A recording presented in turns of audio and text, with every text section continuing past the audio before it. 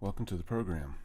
This will be the first lesson in Ableton, and so I'm just going to boot up Ableton Live, and we're going to talk a little bit about the IDE here, which is what you first see when you pull up Ableton. We're going to focus on the sound, how to get a sound out of this thing.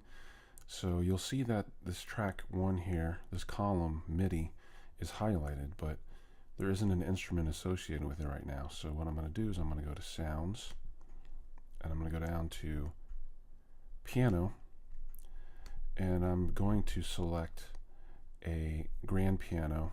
Now this comes with the free version of Ableton too. So I double click on that, and now you see that grand piano has been loaded here.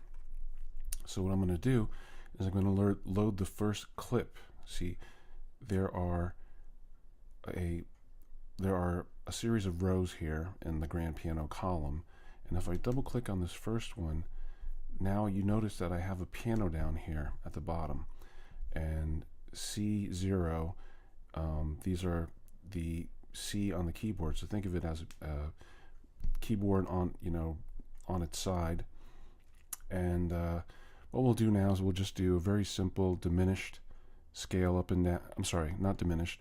We'll do a chromatic up and down, and so I'm going to click that right there, and so now I have my C note, and I notice that this is kind of small here, so I'm going to make this a little bit bigger so that it's easier for me to select and deselect the grid, which is basically what Ableton is. So now I'm going to, within the first measure still, I'm going to click on the next note up, which is C sharp, then we have D, and then D sharp, then E, then F, then F sharp, then G, then G sharp, then A.